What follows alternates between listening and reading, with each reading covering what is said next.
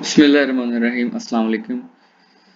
Mechanics हमारे पास subject है जी, और कोर्स कोड हमारे पास है 251 बीएस मैथमेटिक्स सेमेस्टर थर्ड। तो आज के टॉपिक में हम बात करेंगे inelastic fluid in two dimension के बारे में। लास्ट टाइम हम लोगों ने elastic fluid in two dimension के बारे में डिस्कस किया था। आज हम बात करेंगे inelastic fluid in two dimension system क्या होता है जी। तो सबसे पहले यहाँ पर हम देखते हैं जी कि आपके पास क्या है जी। यहाँ पर according to the law of conservation of energy, यानी कि law of conservation of energy के बारे में, ठीक है जी। तो आपके पास क्या होता है जी कि momentum before and after equation remain same, ठीक है। यानी कि ये law of conservation of energy की आपके पास इक्वेशन है। Basically this is m1 v1 plus m2 v2, और उसके बाद is equal to m1 v1 prime plus m2 v2 prime. ये होता है जी आपके पास law of conservation of energy. तो यहाँ पर उन्होंने सिस्टम की जो है काइनेटिक एनर्जी के बारे में डिस्कस किया। तो आपको पता है कि जो काइनेटिक एनर्जी का फार्मूला होता है वो होता है जी हाफ m v स्क्वेयर। ये होता है जी आपके पास फार्मूला ऑफ काइनेटिक एनर्जी। तो यहाँ पर 1/2 m1 u1 square plus 1/2 m2 u2 square is equal to 1/2 m1 v1 square plus 1/2 m2 v2 square.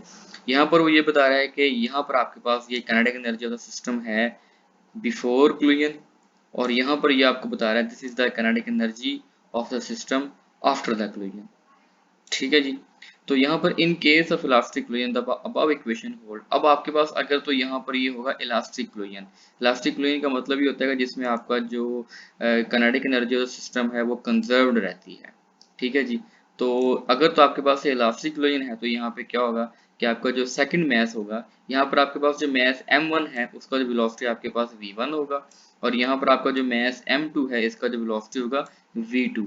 This is before collision. और आफ्टर द क्लूजन आपका जो मैस m1 होगा वो v1 वेलोसिटी से move करना शुरू कर देगा, और जो आपका मैस m2 होगा वो आपका वेलोसिटी v2 के साथ मूव करना शुरू कर देगा।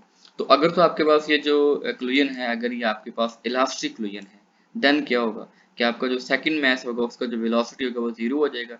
तो यहाँ पे हम कंसीडर करते हैं कि if u2 is equal to zero as m2 is rest. अब देखना कि आपका जो मैस m2 है अगर वो रेस्ट पर है तो इसका मतलब ये कि उसके पास जो वेलोसिटी होगा वो भी क्या होगा, जीरो हो जाएगा। मैंने आप पहले बात बताई कि आपका जो मैस m1 है वो वेलोसिटी u1 से मूव कर रहा है, और आपका जो मैस m2 है वो वेलोसिटी u2 से मूव कर रहा है बिफोर द क्लूजन। और आफ्टर द क्लूजन आपका जो मैस m1 है वो वेलोसिटी v1 के साथ मूव करेगा, और आपका जो मैस m2 है वो वेलोसिटी v2 के साथ मूव करेगा। यहाँ पर आपके पास इलास्टिक क्लूजन हुआ है जी, और इलास्टिक क्लूजन होने के बाद आपका जो मैस m2 है वो रेस्ट पर चला गया है।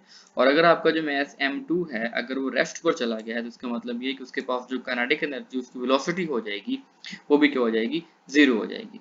तो अब हम यहाँ पे क्या करेंगे, अगर हम u2 की वैल्यू यहाँ पर इस इक्वेशन में पुट कर दें तो आपके पास क्या रह जाएगा, ये वाला फैक्टर आपका सारा जीरो हो जाएगा, क्योंकि आपके पास u2 की वैल्यू जीरो आ जाएगी। तो हमारे पास क्या रह जाएगा, 1/2 m1 u1 square is equal to 1/2 m1 v1 square plus 1/2 m2 v2 square plus q।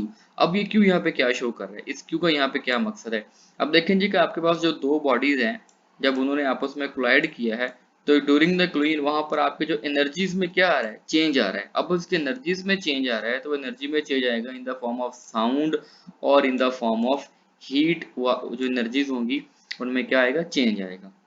तो यहाँ पर ये क्यों हमें ये बता रहा है कि अमाउंट ऑफ एनर्जी लॉस्ट, ठीक है जी। जो एनर्जी हमारी लॉस्ट हुई है in the form of heat energy, in the form of heat energy. तो यहाँ पर आपके पास क्या जाएगा, where Q is the amount of heat energy which is loss और gain during the inelastic collision. अब देखिए इनएलास्टिक फ्लूजन में आपके पास जो एनर्जी जो है जो डेसिपेट हुई है, जो रिलीज हुई है, उसको हम यहाँ पर Q के साथ डिनोट कर रहे हैं। तो यहाँ पर आपके पास पॉजिटिव Q अगर हम लेंगे तो आपके पास आ जाएगा 1/2 m1 u1 स्क्वायर।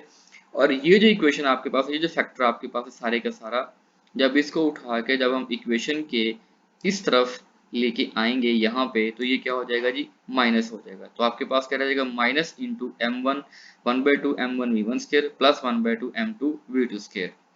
और अगर हम यहाँ पर इक्वेशन में नेगेटिव क्यू कंसीडर करते हैं देन आपके पास क्या आ जाएगा, 1/2 m1 u1 square plus 1/2 plus 1/2 m2v2 square आपके पास यहाँ पे आ जाएगा। और जो नेगेटिव साइन है वो सारे का सारा क्या करेगा, इक्वेशन के अंदर इस साइन को क्या कर देगा, चेंज कर देगा। तो यहाँ पर आप इसकी डायग्राम देख सकते हैं कि आपके पास एक मैस m1 है और एक आपके पास मैस क्या है, m2 है, और उन्होंने आपस में कोलाइड किया है। और कोलाइड करने के बाद क्या हो रहा है कि इनका जो टोटल मैस आपके पास है वो आपके पास कैपिटल M के बराबर हो जाएगा, which is the combination of two masses m is equal to m1 plus m2। और यहाँ पर आपका जो मैस m होगा, फिर जो कंबाइंड मैस होगा उसके पास जो वेलोसिटी होगा वो आपके पास क्या हो जाएगा, v हो जाएगा। अब इस मैस के आपके पास कुछ कंपोनेंट्स होंगे, कुछ कंपोनेंट इसके अलोंग द एक्स एक्सिस जो है ना वो रोटेट करेंगे या मूव करना शुरू कर देंगे, और जो कुछ कंपोनेंट आपके होंगे they will move along the Y axis. तो ये डायग्राम है जिसकी यहाँ पर ये consider two bodies of mass m1 and m2। The mass m2 is making an angle φ1। अब आपका जो मैस m1 है वो अपने एक्सिस के साथ, हॉरिजॉन्टल एक्सिस के साथ अपना वो एंगल कौन सा बना रहा है जी, φ1 बना रहा है। इसी तरह से आपका जो मैस m1 है is the velocity u1 and m2 is the velocity u2।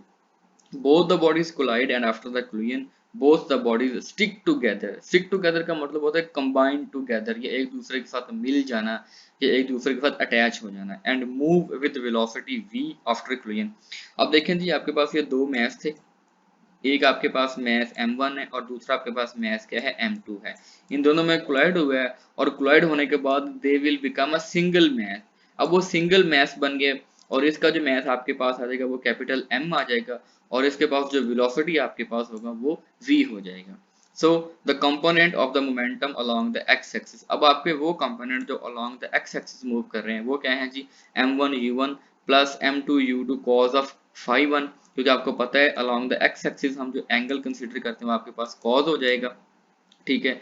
और m2 cos ऑफ φ2। अब ये आपका जो मैस m है इसका जो एंगल आपके पास बन रहा है वो क्या बन रहा है, φ2। इसलिए हमने यहाँ पर इसको क्या कंसीडर किया है, φ2 कंसीडर किया है। सिमिलरली कुछ कंपोनेंट्स आपके होंगे जो कि अलोंग द y एक्सिस होंगे, और आपको पता है कि अलोंग द y एक्सिस हम कौन सी क्वांटिटी लेते होते हैं, साइन ऑफ थीटा। तो यहाँ पर आपके पास आ जाएगा m2 u2 sine of φ1 which is equal to mv sine φ2। अच्छा ये जो m आपके पास है ना ये कंबाइंड मैस है, जैसे मैंने आपको यहाँ पर बताया है कि ये आपके पास कंबाइंड मैस है किसका, m1 प्लस m2 का। यहाँ पर डायग्राम में देखो तो यहाँ भी उन्होंने बताया है कि आपका जो कैपिटल M है this is the combination of two masses which is m1 and m2। So that's why अगर आपके पास ये होल मैस m है तो इसके पास जो वेलोसिटी आपके पास होगा वो v वेलोसिटी होगा आपके पास। सो यहाँ पर ये हमारे पास इक्वेशन नंबर 2 बन जाएगा।